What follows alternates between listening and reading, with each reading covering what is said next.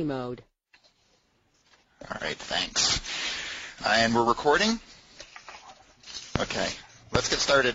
Hi everyone, my name is John Davis. I'm editor of MPA News and project supervisor for openchannels.org, the online forum on ocean planning. Also with me is Nick Weiner, project manager for Open Channels. He's handling the technical side of this webinar, along with Sarah Carr, who is coordinator of the EBM Tools Network, an alliance of leading tool users, developers, and training providers in ecosystem-based management. This webinar is co-sponsored by the NOAA National Marine Protected Areas Center, the EBM Tools Network, and MPA News. Once every 10 years, protected area practitioners from around the globe gather for the World Parks Congress, an event to set priorities for the field of protected areas for the coming decade. The latest World Parks Congress was held this past November in Sydney and drew more than 6,000 attendees from 170 countries. Not all of those folks were part of the marine theme of the Congress, but the marine community there was arguably the most active of any, with standing room only crowds for most of its talks. In today's webinar, Lauren Wenzel, Acting Director of the NOAA National MPA Center, Dan LaFoley, Marine Vice Chair for IUCN's World Commission on Protected Areas, and Allison Greenberg, Senior Manager for the Promise of Sydney at IUCN, will present on coastal and marine recommendations and next steps from November's Landmark Forum. This is how the webinar will work. Our presenters will provide their PowerPoints, and the audience will see each speaker's presentation on your own computer screen. Then we will open the floor to questions from you, the audience, for the remainder of the webinar. We'll conclude the webinar about an hour from now. If you have a question for our presenters, you can submit it in the question box that is on the control panel on your screen. We will be drawing from those questions throughout the question and answer session. All right, let's get started with the presentations. I'll hand it over to Dan LaFoley now.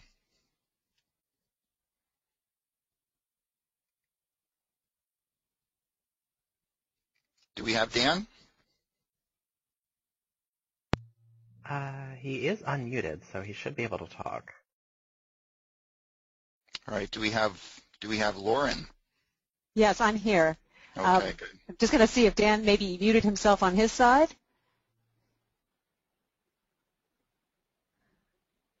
Dan, we're not hearing you. He says he's not muted, so. Mysterious. Well, Lauren, do you want to continue then, and then we can just have Dan rejoin the webinar? Sure. I will go ahead and get started, and then Dan, please feel free to jump in whenever you can be heard. Excellent. Thanks, Lauren. So, as John said, the World Parks Congress is held every 10 years, and it's really evolved over that period of time. And I think this graphic just illustrates the broadening scope of the World Parks Congress over time from a fairly narrow focus on the parks themselves to gradually expanding out to look at the broader landscape, the broader seascape, linkages across marine protected areas, and then the broader goal of sustainable development and a sustainable planet, which is really what we focused on in Sydney.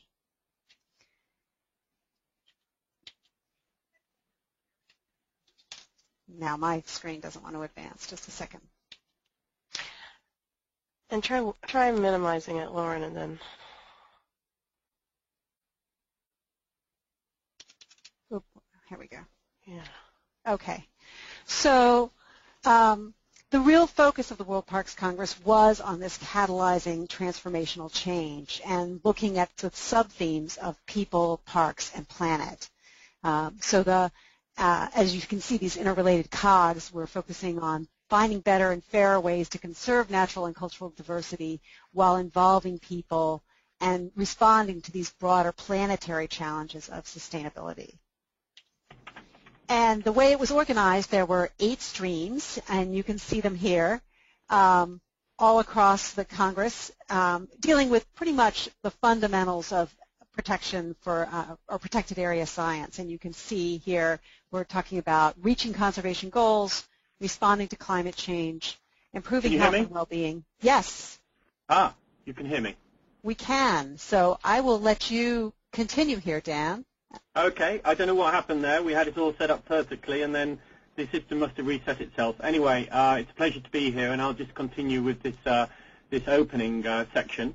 So we're organised in 8 streams: reaching conservation goals, responding to climate change, improving health and well-being, supporting human life, reconciling development challenges, enhancing the diversity and quality of governance, and respecting indigenous traditional knowledge and culture, and inspiring a new generation.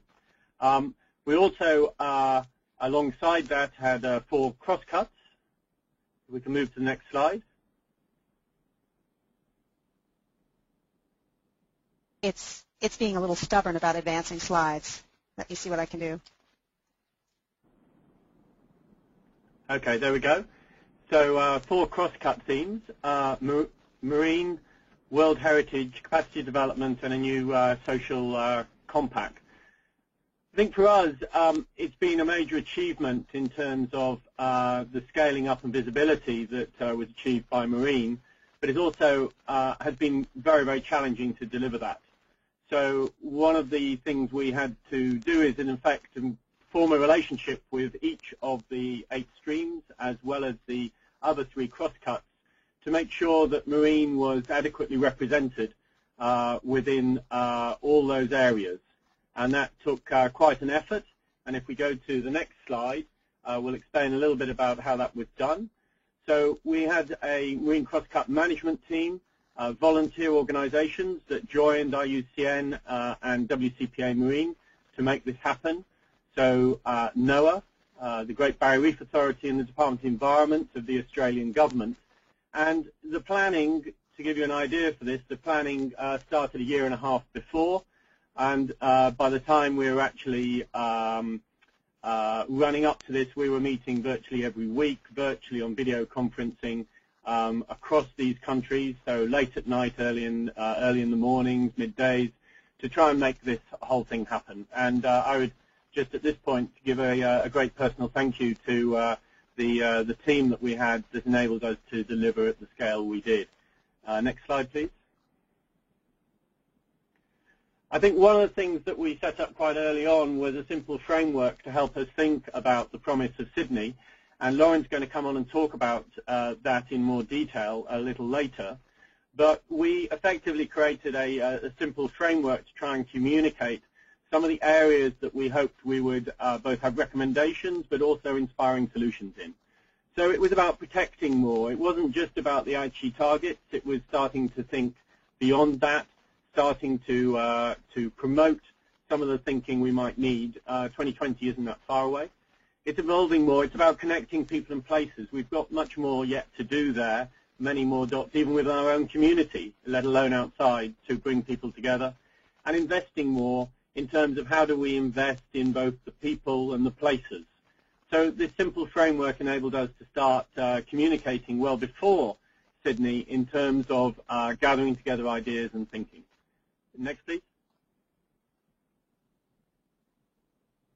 So we on the 12th of November, it all came to pass that we ended up in Sydney at the opening of the Congress. Next slide, please.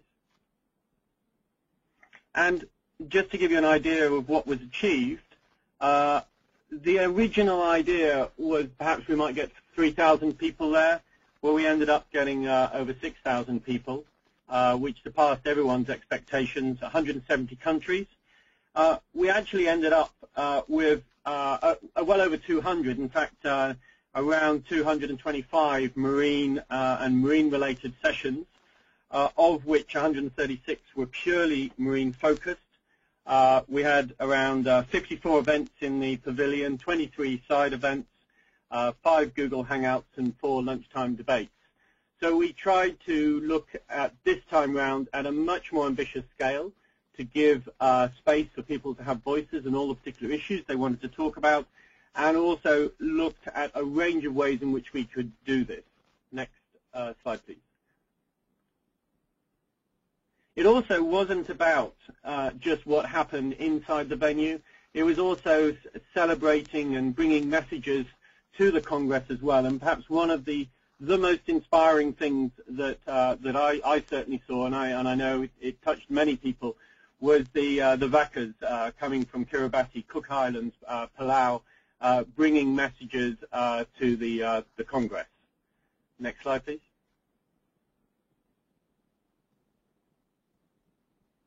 And they sailed over 11,000 kilometers to to deliver really a simple message that the ocean may be vast, but it's not limitless, and it needs protecting. So very much in the core message of what we're about with this Congress. Next slide, please. It was also about, as I mentioned, new approaches, new technology.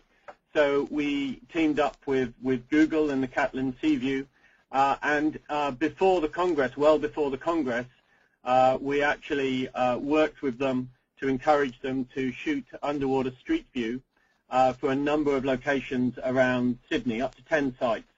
So at the Congress itself, we, with them, provided a platform for Catlin Seaview, the University of Queensland, and Google to launch underwater street view for locations throughout Sydney Harbour and the surrounding area, Bondi Beach, Manly, Chowder Bay, Shark Point, so that people not necessarily at the Congress could get a new perspective on why it was important to care for and look after the ocean.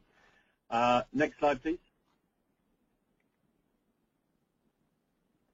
It wasn't just about what happened at Sydney. We also, with them, provided a forum to launch the largest photographic record produced on a single event for the Barrier Reef. So 110,000 shots in panoramic view of the Barrier Reef, covering 32 reefs, covering 2,300 kilometers of the Barrier Reef. And all this is now available as a legacy from the Parks Congress. Next slide, please. It was also about the pavilion. So we were bold in our approach to the pavilion. For those of you who are there, we had a much more open plan pavilion than others, and we're grateful to our partners to help fund that, the French MP Agency, the Canadian Wildlife Federation, Blue Solutions, Parks Australia, amongst others. And this enabled us to really have a massive social venue, and certainly we ended up kind of blocking some of the aisleways by the crowds that gathered around the pavilion as a hub for both presentations, but also, next slide please, for other activities as well. Next slide please. And even in some cases, as in this one, flying a quadcopter, NASA's quadcopter inside, showing off the technology that can remove the sea surface to enable us to see an unrippled view of coral reefs and build three-dimensional models of coral reefs to help resource mapping management. Next slide, please. It was also about providing a forum of a venue for testing new approaches. We persuaded Google to make this one of their biggest conference events of the year. And with the hyperscreen they bought, we were able to provide a location for partners such as SkyTruth, Google, and Oceana in this case, to show off the global prototype of a fishing watch project, which will enable people to see the scale, intensity, and distribution of fishing on the world's oceans, and be able to query this and see what large fishing vessels are fishing in particular locations. Next slide, please. It was also about reaching out in new ways, so it wasn't just about who was at Sydney, it was about reaching out beyond Sydney. So we organized Google Hangouts. We had 5 Hangouts, including a live seahorse hunt in Sydney Harbour, championing the high seas with Richard Branson on it from Necker Island, locally managed marine areas, giving voice to that part of the community, going big with ocean protection, which is the slide you see here, and also having a discussion about what was working on the Barrier Reef, the Great Barrier Reef, what works. Next slide, please.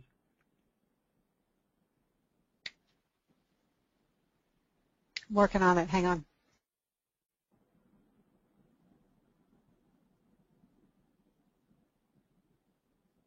So this forms part of the legacy that we have. So these Hangouts are available online, as is the material that was shot from the Ocean Plus TV. So this was something that we had worked with the French MP Agency over for Impact 3, and this seemed to be a very successful formula. So they very kindly provided Ocean TV, a daily magazine program that provided coverage of some of the big stories and interesting stories that occurred each day at Sydney. And with that, I think I'll hand over to you, Lauren. Okay, thanks. I don't know why this is being a little stubborn about advancing.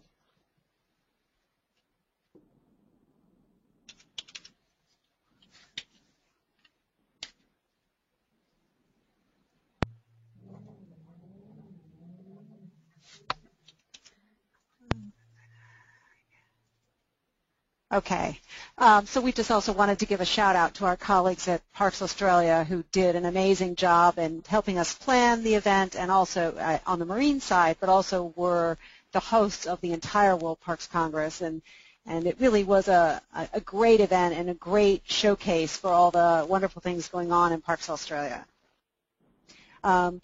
Another piece that is also a component of the Promise of Sydney were some high-level political commitments that were made at the Congress and leading up to the Congress. Here you can see the President of Gabon, who announced that 23% of that country's EEZ will be a network of marine protected areas.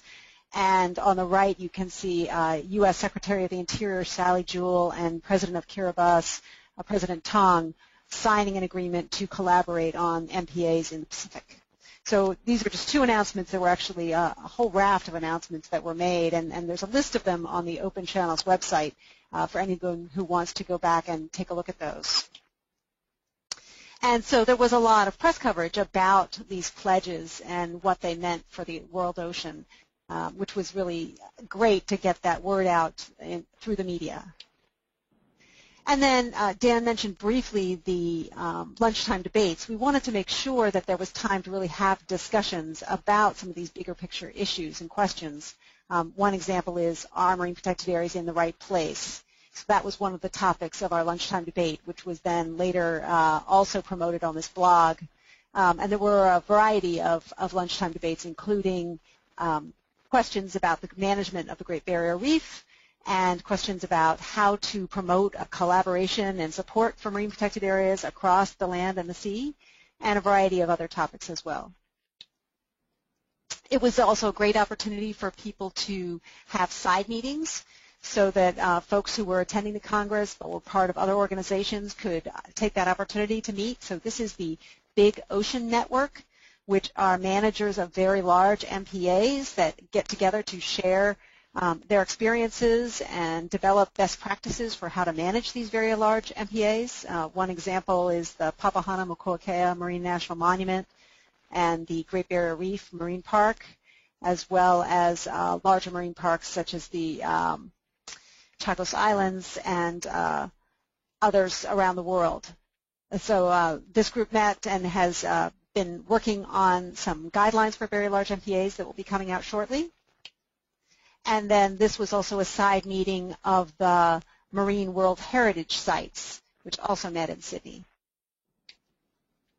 So what I wanted to do now is switch gears and talk a little bit about the recommendations coming out of Sydney. And before getting into the substance of those, I wanted to talk a little bit about the process.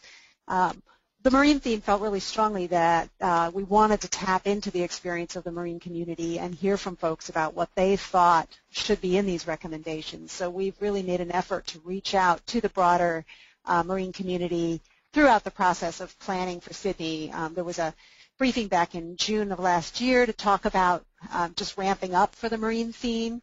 And then as we got closer to Sydney, we did a lot of outreach to the NGO community about what recommendations should come out of Sydney, and then also held a webinar specifically about that to get people's thoughts and to fill them in on the process. And then, of course, all of the marine sessions at the World Parks Congress, as all the sessions were had note takers there, rapporteurs who were capturing some of the main points at all of the sessions.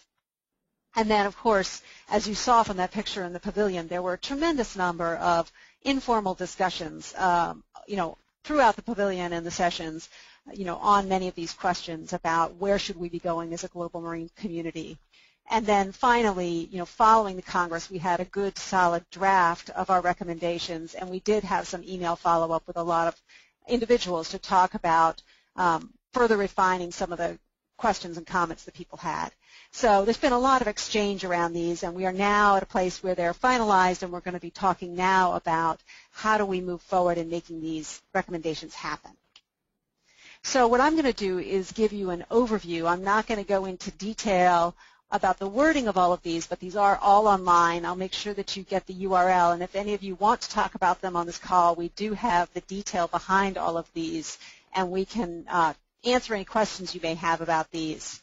But for right now, I'm just going to give you the big picture. So the recommendations covered, first, increasing the ocean area in MPAs. So this is the spatial target around MPAs, and the goal here was to build on the commitment that had been made at the Durban World Parks Congress, which called for up to 30% protection, and really look at a visionary aspirational goal for coverage of marine protected areas in the ocean, which ended up being a 30% target. The second goal was really very closely tied to the first. We heard from a lot of people, you can't just talk about the spatial coverage. It's a very incomplete picture. You need to talk about management effectiveness. And even though we and the internal MPA community know that, sometimes it's a message that's not getting out sufficiently to the broader world that we work with. So there was a really strong interest in making sure that we emphasized management effectiveness in conjunction with this issue about spatial coverage. The third recommendation has to do with how we need to integrate MPAs into the broader seascape. There were some sessions on that in Sydney. And the fourth on including MPAs as part of the solution for climate change impacts. So looking at existing processes and commitments, climate change talks, and making sure that oceans and marine protected areas were part of those discussions. Really tapping into ongoing international negotiations. Also with the fifth, I would say that issue of tapping into ongoing international negotiations was a theme for recommendations 4, 5, and 6. Protecting the high seas, there was a strong interest and recommendation that there be an implementing agreement to protect the high seas under the UN Law of the Sea, which is something that's in discussion now. And Recommendation 6 has to do with making sure that oceans are integrated when we talk about sustainable development. And as we go through this UN process of developing sustainable development goals, keeping oceans in mind and making sure that they are part of the solution. 7 has to do with preventing illegal fishing and detecting it. 8 really came out of a focus on ecosystem services. I think there was a really interesting exchange across the Congress about a more traditional view of MPAs for ecological benefits and the traditional conservation perspective, and the complementary perspective of looking at ecosystem services and the benefits of marine protected areas for recreation, disaster risk resilience, other types of fishing, food security, other types of benefits, and how can we start to look at mapping those benefits and designing MPAs with those benefits in mind. So a really complementary perspective on the human side of marine protected areas. 9 has to do with strengthening public support for marine conservation using technology as well as other techniques. And 10 was really looking at how can we develop more innovative partnerships with business, both to help with the sustainable financing of marine protected areas, but also taking advantage of businesses' expertise in things like data gathering and analysis and marketing and things where the conservation community may not have great expertise, but the business community can really contribute. So that's the big picture overview of the recommendations, and that's one component of the Promise of Sydney, which Allison is going to give you the rest of the picture so you can see how that fits into the broader set of commitments going forward out of the World Parks Congress. Did want to note that the issue about spatial coverage was a hot issue and did get some media coverage. I think folks were very interested in that. And also wanted to note, and I think John noted this at the beginning and also Dan, that oceans really did come into their own at this meeting. I think in the past oceans have been a part of the World Parks Congress, but they were very well recognized at this meeting in terms of their critical importance for the health of the planet and the health of the people who live in coastal communities. And I was really encouraged and cheered to see that when National Geographic was listing their take-home messages from what they learned at the World Parks Congress, their number one take-home point was protect the oceans. So this board was displayed at the opening entrance of the exhibit hall, and I think it really just speaks to the energy and diversity of the folks there and the millions of things that were going on every day. And so I just wanted to share that to give you a sense of the 20 different directions that we were all being pulled in, but also the great energy and opportunities that we saw being able to participate in this great event. So what I'm going to do now is hand the microphone over to Allison so she can talk a little bit more about the Promise of Sydney and also where we go from here. Great. Thanks, Lauren and Dan. Can you hear me, first of all? Yep. Yes. Yes. Okay, terrific. Hi, everybody. If I haven't met you already, I'll just quickly introduce myself. I work for IUCN's Global Protected Areas Program, and I'm the project manager for my role is to manage the process of developing and implementing the Promise of Sydney, which, as Lauren and Dan mentioned, comprises the outcomes and aspirations from both the 12 themes and streams of the World Parks Congress and also the global conservation community. The Promise of Sydney, as both Lauren and Dan have noted in the past, is a package, the package you can see in front of you. It doesn't look so exciting in that respect, but the role of the Promise of Sydney has been and continues to be to coalesce the best thinking around the world on what will it take for protected areas to assume a more central role within the world's sustainable development agenda, so that they're positioned to fulfill their potential as resources for both biodiversity and the suite of other things that they bring, health benefits, other development benefits, and to do this in the context of several global policy events that are coming up over the next couple of years, and in the context of the significant and stark realities of financial crisis, climate change, poverty, etc. And so that's the kind of big picture of this Promise of Sydney. Just the four components of it, to review quickly, the vision is basically the high-level framework for looking at the rest of the Promise of Sydney. And it's a two-page document. It says 3 pages there, but we've brought it down to 2 pages that really outlines 3 areas of focus for the parks community, Parks and Protected Areas community moving forward as we try to integrate protected areas into the sustainable development paradigm in the 21st century. And just so you know, all of these are available at worldparkscongress.org, so you can go even as I speak and look through those or later.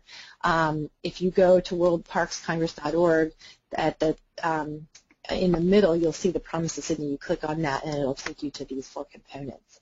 The innovative approaches, each of the streams and themes created these, and these are basically recommendations that are based on new and old ideas of what works for how we can secure a firm place for parks and protected areas within this global paradigm.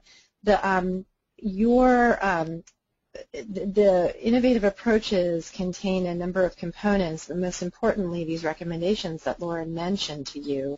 And I have to salute Lauren and Dan and Chiara and your whole group, because they've been conducting these consultations within the community, within the marine community, and outside the marine community to really, get to the truth of the matter. And so these the recommendations coming out of Marine in particular reflect an enormous amount of consultation and guidance seeking on their part. And so thanks to all of you who've contributed to that. And these basically set out the goals, these recommendations set out some really aspirational goals for the next 10 years.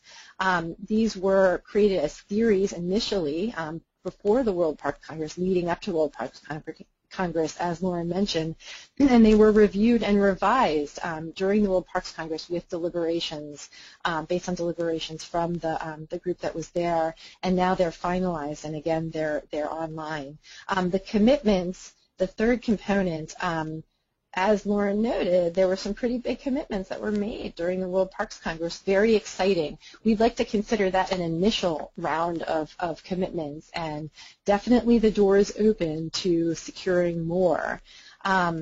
And these came from both governments and NGOs and individuals and just a range of organizations. Those are still being compiled, and they're being uploaded online as they come in. And then fourth, very importantly, the Inspiring Solutions Exchange. That's sponsored by the Global Environment Facility, and it's basically trying to compile online the best solutions that innovative people have come up with to surmount the challenges that they've been faced with at the level of parks and protected areas. And so they're not meant to be just protected areas planning solutions or implementation solutions, but it's how did you surmount a policy challenge to getting a protected area known, or how did you surmount a challenge to getting license for indigenous people to be recognized in protected areas management, et cetera, et cetera. So these are very exciting, and there were many of these solutions articulated at the World Parks Congress, and there have been additionally since then. And so in a whole, this is the package, and now the question is, how are we going to activate this package? And so basically where we are right now is finalizing the documentation and the first round of commitments, as I mentioned.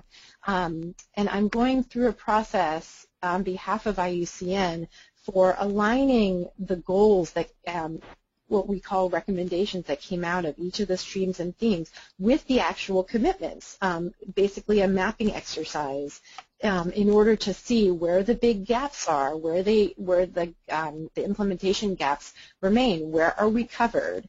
We'll finish that over the next couple weeks, and then in 2 weeks, IUCN is going to begin its deliberations to define its program, its next program of work, these are 4-year programs of work that will be unveiled at the World Conservation Congress in Hawaii in 2016.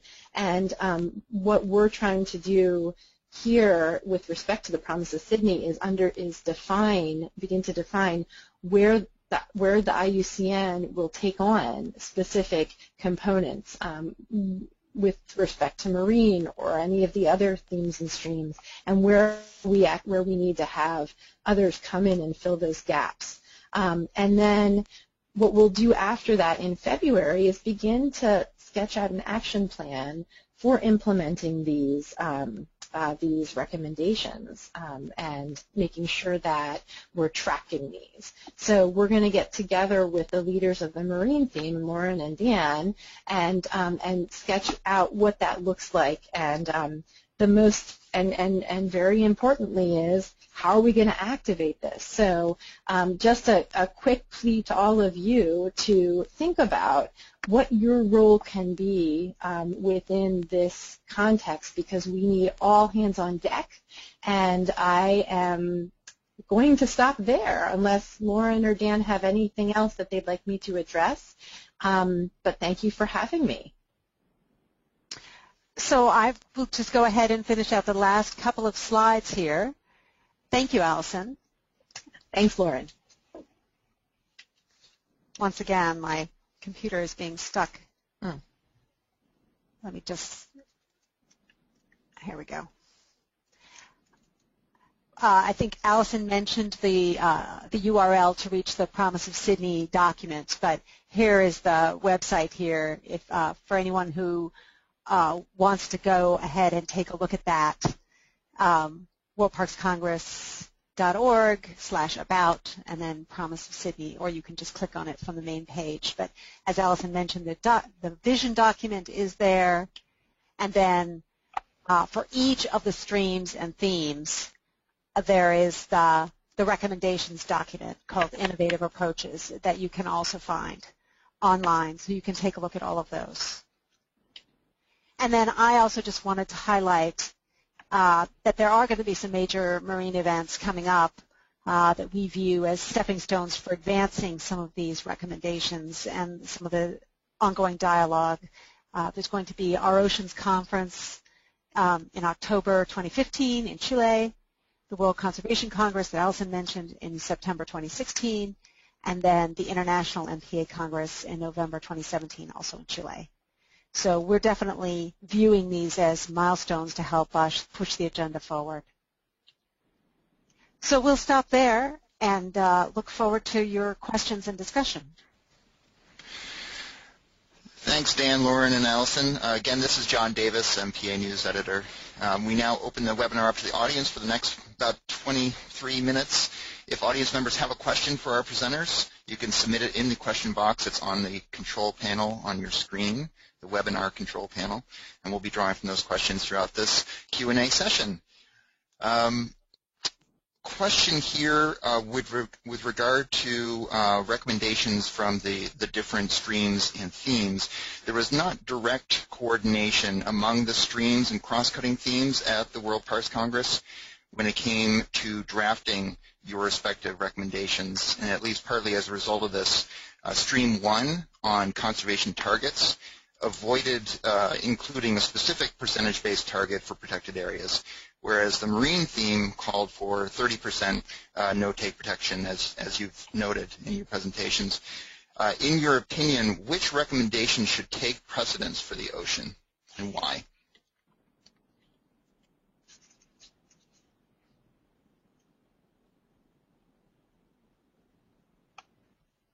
Boy, that's a great question. I will take an initial cut, and then I invite Dan to also weigh in. I guess I would just say, yes, as a practical matter, we did have an opportunity to read early drafts of all the stream and theme recommendations, but then at the Congress itself, things were moving very fast, and it wasn't possible to track everything that was happening at once. So we did have somewhat different philosophical approaches to some of these discussions, but at the same time, within Stream 1, there were folks who were discussing concepts like nature needs half. So the idea of spatial targets was certainly discussed within Stream 1. So I think what I would say is I really defer this to the action plan. There may be places where spatial targets make more sense and where they don't. I think the marine community felt it was important to honor the commitments that had been made at Durban and try to move the ball forward, and that spatial targets were a good way of doing that. But we're going to be looking at the practical steps of making these things happen and not just focusing on the number. Yeah, can you hear me? Yes. Yes, we can. So basically, I don't think they're wholly incompatible either. The nature needs half is very much about the broader context of protection. We were talking about specifically strict levels of protection, no take. I think also we need to bear in mind that there's a couple of aspects to this, one of which is the kind of aspirational stuff we may talk about at congresses like the World Parks Congress, but also there is the kind of operational side of things that this needs to kind of inspire and feed into, which is a debate that we will be going to have in the coming major events, particularly from Hawaii and from Chile, which is looking beyond the operational targets around Target 11, the HE targets, which talks about 10%. So they're not incompatible, these two things. We'll see how we can bring some of those things together, but we also need to be focusing for the future looking at the operational side as well. That's great. Thanks, you guys. A quick question about the recommendation to increase ocean area in MPAs. How much discussion was there at the meeting and leading up to the recommendation about the need for spatial/ecosystem/habitat representation in meeting the 30% no-take goal? There was a lot, and there was a lot of views from loads of different angles over what we should be doing with that.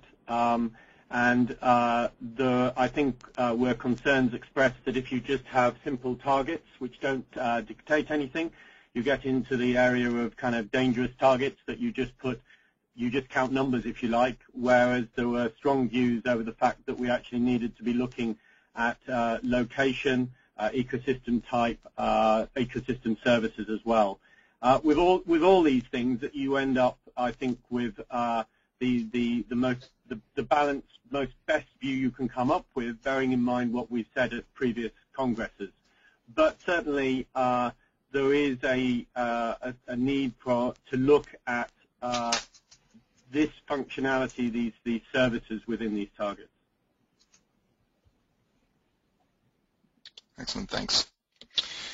Please explain if the Congress assessed how promises made at the previous Congress in Durban were kept or not, specifically in regards to MPAs. I take that mention of promises to mean the overall promise of Durban, or whatever that statement was called, but I suppose it could also mean promises made by politicians at that Congress about their own national commitments.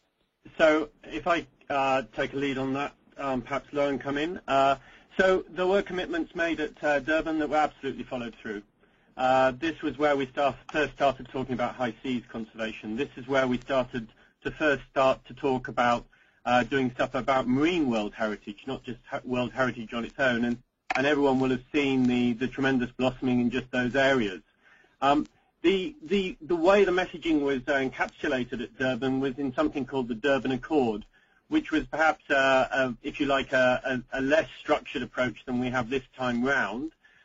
It's where we set principles like 20 to 30% of each habitat under strict protection, observations about what we needed to do about illegal, unreported fishing, etc., so forth. So where there were strong commitments, a number of them definitely have followed through. But also it was, in my book anyway, personally, some of it was more about kind of establishing some of the principles than perhaps the direction we've now taken, which is about promises and inspiring solutions.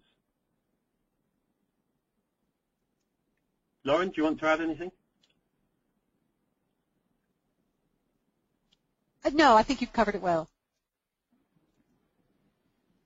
All right, thanks, you guys. Question, what is the legal binding stature of the recommendations? And obviously they're not legally binding, and you guys can talk about this more, but what kind of authority do these recommendations have? It is a statement out of I mean, Alison may be able to answer this better than me, but my understanding is these are a statement coming out of the Congress. They don't have, in a sense, the sort of the gravitas and binding nature of resolutions. So we have an entire resolution process that drives, for example, the business of IUCN through World Conservation Congresses. It's not done in that context. So they are a different beast to that. But I don't know, Alison, whether you want to make a comment on that. Hello. Oh, okay. I think I'm unmuted now. But no, I don't. Dan, that was exactly right. These are not binding recommendations. And I would say that the goal is really to get these recommendations now pushed up through government operations and processes so that they become binding. All right, thanks, you guys. We had a question asking for some of the URLs that have been provided for the Promise of Sydney and for being involved in the process going forward. Perhaps we can get some of those URLs on screen so that people can jot them down or cut and paste them if that's possible. question, can you expand on the recommendation which details MPA management effectiveness? And is there any plan to involve the IUCN Green List in bringing that to fruition? Lauren, do you want to put that one up? Sure. I'm going to switch gears. I can go back to this URL later. Let me just pull that up. So perhaps while Lauren's pulling that up, I'll tell you a little bit about the Green List. In fact, I think we have Sue Wells on listening in. So Sue has been doing some sterling work with us to actually try and look at the whole situation with regard to the Green List and marine protected areas, and provide a basis for moving forward on that. And we have a briefing note on that we could certainly circulate to provide people with the context for it. I think the idea ultimately with all these things is not really for marine to do its own separate thing, but to actually see how we can work within that. But personally, from my position, I think there's a lot of discussion still to be had about how we fully operationalize those types of things and move it forward, and also about how we get the conversation going and the messages out much more broadly than we have so far. Yeah, I would just add that the Green List is at a fairly early stage, but there are some marine and coastal sites, and we would be very interested in having a webinar just on the marine component of the Green List and to share, the status of that and learn more about it. Great, thanks. Question on governance of MPAs and how much attention it receives or lack of attention it receives in the province of Sydney, according to this question asker. Once again, this seems like a problem related to lack of coordination between different streams. Where is governance within the approaches and recommendations? Well, I can start on that, and then Dan, I welcome your jumping in. I think governance was really infused in a lot of the discussions. The word may not appear in a lot of places, but certainly the thoughts behind it were there. There was discussion about the absolute critical importance of a community-based approach, and there was a lot of discussion about high seas and about working within international governance processes. So I think we really looked at how decisions are getting made from the local to the international level and how to infuse ocean stewardship into those processes. So again, I think it's maybe just a question of inserting it in a variety of places rather than having one recommendation on governance. I think it should be distributed across the whole thing, as it does kind of infuse in various areas. But I also think if whoever has asked that question, if they have inspiring solutions around governance and stuff, then certainly talk to us. This is Allison. Can I make an additional point here? Because I think your points are very good, just building on that. If you look at the vision of the Promise of Sydney, you'll see governance as very strongly articulated there as well. And then you look at the governance stream recommendations as well. They have one specifically on governance to conserve the high seas. That's their number 8 recommendation. And then finally, I'd say what the process that we're in right now in terms of consolidating the recommendations from across the spectrum of streams and themes will also address that point, because right now you can't. It's very hard to hit each note on all of the recommendations because the recommendations are so diverse. So we're definitely going to be placing governance in a very central position within the Promise of Sydney as we further consolidate and map. Great, thanks a lot. When we have a chance, we can try to get the URLs up on the screen. We have a couple more people asking if how they can be involved in the work program planning on MPAs. It's great. We can take advantage of that willingness here.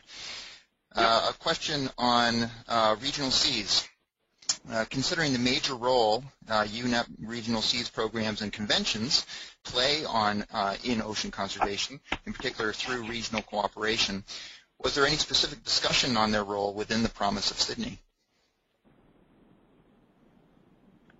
So in terms of inspiring solutions, they should feature quite prominently. And the recommendations we have segment it in a different way, if you like. So they're not regional seas-based or open ocean-based. They're based on particular themes and issues. So where that should come into its own is in terms of how regional seas can offer inspiring solutions to address a number of the recommendation areas that we have.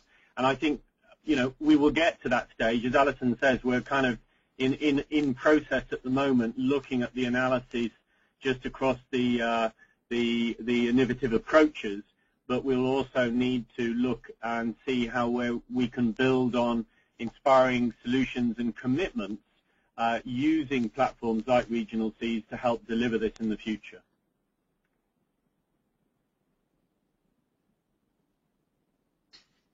Any other comments on that, Lauren or Alison? Not for me. This is a follow-on question, actually from Sue Wells. You mentioned her name, Dan. Is there a process for harmonizing recommendations between the themes going forward? Perhaps this is a question for Alison. Yes.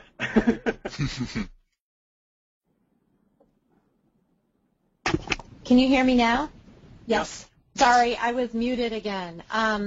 So yes, there definitely is the intention of harmonizing the streams and themes moving forward. And the process I outlined is really an effort to take an initial stab at analyzing and really finding the common ground across them. It's the best way we know how to do it, short of trying to get at least 12, but usually it's ends up being 50 leaders of streams and themes together at the same time in a room. They live across the world, so logistically very difficult. So we're going to just take an initial stab looking across them to do this kind of these analytics to look into harmonizing, and then as I mentioned, get the individual streams and themes on the phone, and then start to group them at the same time. So that's the best I can give right now. If you have any suggestions, my mailbox is open. Yeah. Alison, could you say a little bit about the timetable for all that? I think people might find it helpful to have a sort of vision over the coming months and year when big pieces of this are going to happen. Yeah, so it's hard for me to say right now beyond the next quarter, honestly, because I need to get a sense from IUCN of what the capacity is to support this moving forward. And so, really, all I can say is, we'd like to start getting, as I mentioned before, the streams and themes on the phone in February. That's the intention. And in March, try to start these groupings of them. And that's pretty much what I can offer right now. All right. Thanks, Alison. Speaking of timetables, one thing that's not included in the marine stream recommendations is a time deadline for the 30% no-take protection of the oceans. Do you have a date in mind for hopefully reaching that, or is this something that we could be working on for the next 50 years? So I think part of this goes to that broader debate that we need to have. We obviously have a process running around the Promise of Sydney and the kind of aspirational recommendations. But as I mentioned earlier, there is another pressing debate that we need to have, which is what happens after 2020 about the 10% target.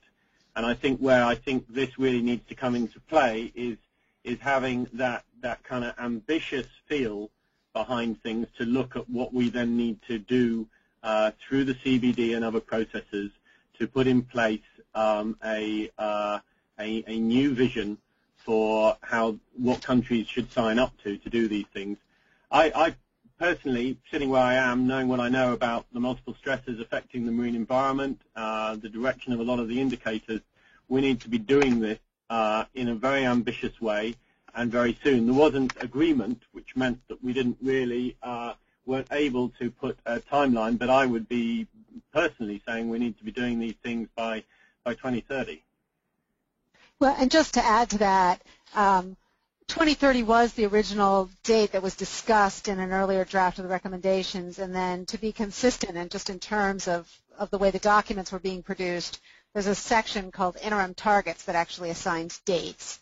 And so the date is linked to 2030 for achieving that 30% coverage in the targets section of the document. But recognizing that that is very ambitious. Thanks. I was unaware of that. Thanks. Let's see. What are plans for the next World Parks Congress? I know Russia offered to host it. Yes. Has there been Whether a Alison decision? knows any more than we know, but yes. Well, the only thing I can say is yes, Russia offered, and we haven't had a meeting yet to define where that next place is going to be. But what's pretty exciting is that there are mini, quote unquote, mini Sydneys that are starting to be planned and conceptualized now. So one in Austria this coming year, and I think Latin America is thinking of one, and Asia is now thinking about one. So there are these interim regional World Parks efforts now that have been inspired. So we definitely want to keep you all up to speed, definitely, as this moves forward. And Alison, are outcomes from those all going to be blended into your work, your ongoing work with the Promise of Sydney, as well as outcomes from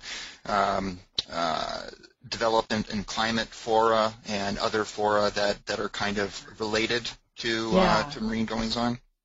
So that's a great question as well, John, and I would say I'm going to defer that until after we have the program week in January. We'll have a lot more, again, information about that, but I absolutely think that makes sense to blend this all. And again, you have other efforts coming out of the World Parks Congress that Mexico committed to hosting a climate change summit for protected areas that will include marine protected areas. So there are a number of these that are going to come up and be available, and we definitely, of course, want to integrate them. And I just wanted to add one other item, which is that in the U.S., the George Wright Society, which is an association of protected area managers, holds a conference every 2 years, and their next meeting will be in April this year in Oakland, California, and there will be several sessions devoted to reporting out and discussing how to move forward on elements of the Promise of Sydney, not just marine, but across the board. So that will also be an opportunity within the U.S. and for other countries as well to join in that discussion. John, could I just add a couple of things? The first is that obviously the Parks Congress is a long way off, but as Lauren showed on one of the slides, we're actually already in the initial planning for Impact 4 in Chile. These things take a lot of planning, and we're also starting thinking about the planning around Hawaii too. So I think we need to be thinking as a community about what are the big things and themes that we want. The World Conservation Congress in Hawaii, I hope, will be the first ocean congress, in a sense, given the location. And Chile is obviously a massive opportunity to further consolidate sharing of knowledge and action on MPAs. Now, the other thing I wanted to mention was the fact that one of the things that we've done in the last year or so is do a deal with Wiley and the Journal Aquatic Conservation. So at the Parks Congress, we launched a couple of 100 pages of peer-reviewed information written by participants from Marseille that was released and fed into the Parks Congress. And in a similar way, we are commissioning groups of people who spoke at the Parks Congress in Sydney to produce papers. This will include on MPA targets and all these types of things that will then be released into the World Conservation Congress in Hawaii. We'll then do a further set of papers from the World Conservation Congress in Hawaii into Chile, and one from Chile into whatever the next thing is. So we will have an ongoing basis to provide members of our community with a peer-reviewed soapbox, if you like, to talk about and share new knowledge and information on all these different aspects that underpin the promise of Sydney. So that is underway even as we speak, and we hope that will give further opportunities for debate, particularly in peer-reviewed scientific literature, many of the issues that we've been that are fundamental to these different aspects of the recommendations. That's great. Perfect. I think that's a nice way to wrap this up. And incidentally, along that line, Dan, we'll be doing a series of live chats with you and Lauren, and perhaps with you too, Allison, over the course of this year on open channels, where people can ask questions and get feedback on the Promise of Sydney as it continues to be rolled out in practice. We didn't have time to get to everybody's questions today in this webinar, but thank you very much for all of your participation, audience members, and big thank you to Dan Laffoley, Lauren Wenzel, and Allison Greenberg for being our guests talking about the Promise of Sydney. Thanks. Thanks very much, everybody. Thank you very much. Bye-bye.